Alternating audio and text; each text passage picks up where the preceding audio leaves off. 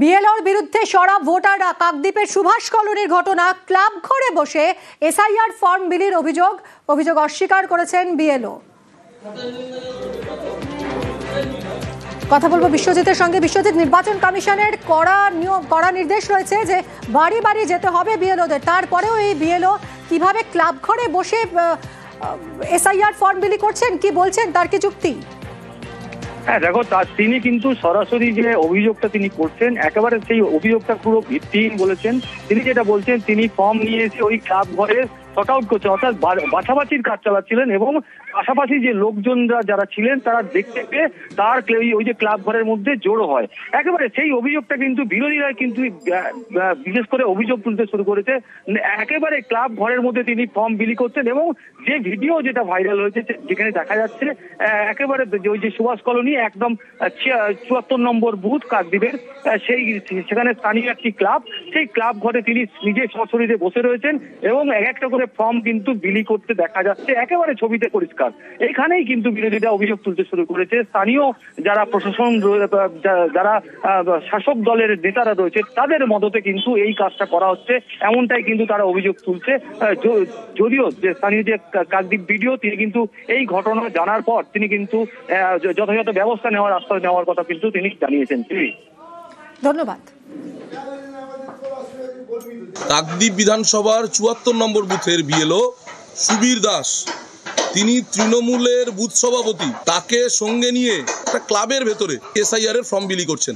আমরা election commission of ইন্ডিয়াকে অবশ্যই এটাকে ট্যাগ করব এবং আমরা বিডিও সাহেব, এখানকার এআরও এবং এইআরও, তার কাছে আমরা অবশ্যই অভিযোগ জানাবো। আমি যখন শটিং করছিলাম, কে কীভাবে কোনো ভিডিও, কিন্তু শুধু আমি একটাই জাস্ট বলেছিলাম যে আমি শটিং করছি, যাতে আমার কাজের সুবিধার্থে আমি শটিংটা করে নিয়ে বেরিয়ে গেলে আমি পেয়ে যাব। প্রচুর লোক চলে আসার কারণেতে আর এত ফর্ম, সেইটা হচ্ছে একসঙ্গে বয়ে নিয়ে যাওয়ার সেটা সম্ভব হয়নি। আমি বিএলএ, আমি রাজনৈতিক দলের বিএলএ হিসাবে আমি ওকে অ্যাসিস্ট করব। যদি আমাকে বলে যে এইটা ধরে দাও, ওইটা ধরে দাও, ওইটা দাও, এই হিসাবে থাকা। বিএলও যেটা বলছে আমরা সেভাবেই চলেছি, কিন্তু ক্লাবের মধ্যে সেটা বিএলও বলতে পারবে, সেটা তো আমাদের কিছু করার নেই, আমাদের কোনো সিদ্ধান্ত, আমাদের কোনো এখতিয়ার নেই।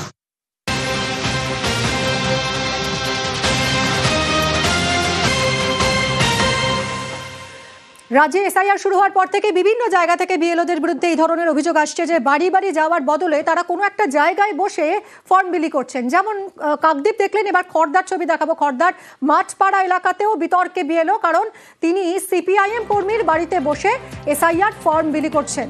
হাতে নাতে ধরেছেন তৃণমূল নেতা।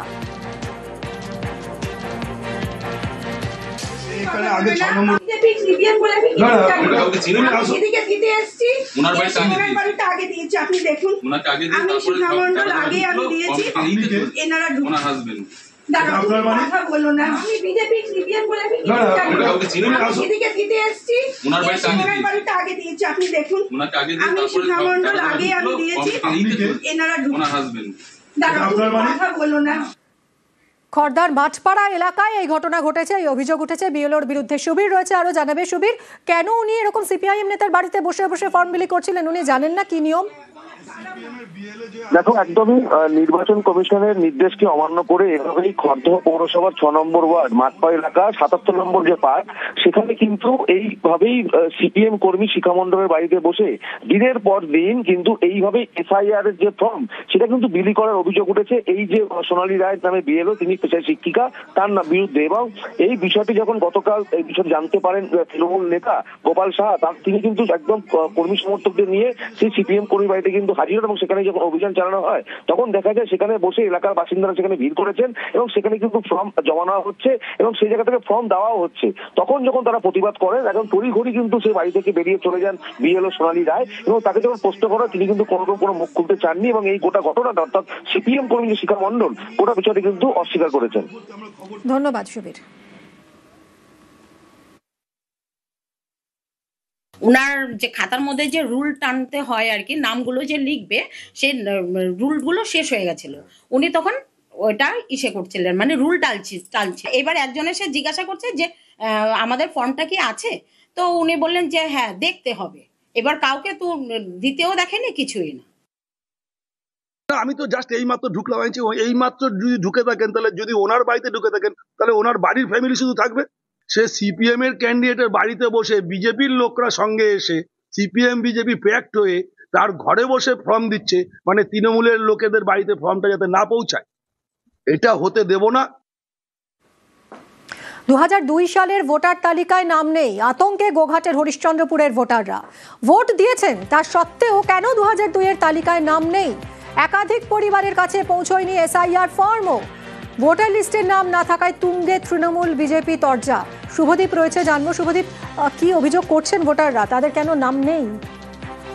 দেখো, কেন নাম নেই সেই কারণ কিন্তু তাদের জানা নেই। কারণ 2002 সালের যে নির্বাচন কমিশন তালিকা প্রকাশ করছে, সেই তালিকা চেক করতে গিয়ে তারা দেখেন যে পরিবারের 7 জন সদস্য, তাদের কারোর নাম নেই। অথচ 1995 সাল থেকে ভোটার কার্ড রয়েছে, প্রত্যেক বছর তারা ভোটও দিচ্ছেন এবং 2024-এও তারা ভোট দিয়েছেন। কিন্তু হঠাৎ করে কেন তাদের নাম উধাও হয়ে গেল সেই উত্তর জানা নেই। প্রত্যেকেই গোঘাটের যে হরিশ্চন্দ্রপুরের কমিশনের পক্ষ থেকে এর কোনো ব্যাখ্যা মিলেছে? দেখো, এখনো পর্যন্ত ব্যাখ্যা দেওয়া হয়নি, কিন্তু বিএলও কে তারা পরিবারটি জানিয়েছেন তাদের সমস্যার কথা এবং বিএলও তাদের আশ্বাস দিয়েছেন যে এই সমস্যা কিভাবে সমাধান করা যায় তিনি তা খতিয়ে দেখছেন। এবং পাশাপাশি ব্লক প্রশাসন এবং তৃণমূল কংগ্রেসের তরফ থেকেও কিন্তু আশ্বাস দেওয়া হয়েছে। আর এ নিয়ে কিন্তু রাজনৈতিক তরজাও চলছে গোঘাটে। তৃণমূল দোষারোপ করছে, নির্বাচন কমিশনের দিকে আঙুল তুলছে এবং বিজেপি যেটা বলছে যে নির্বাচন কমিশনের নির্দেশে এটা হয়নি, নির্বাচন কমিশন এটা করাচ্ছে না, যারা কাজ করছে সেটা রাজ্য সরকারের কর্মীরাই কাজ করছে, তাদের ভুল হতে পারে। সে নিয়ে কিন্তু তৃণমূল এবং বিজেপির মধ্যে একটা তরজা শুরু হয়েছে। মিমি, ধন্যবাদ শুভদীপ।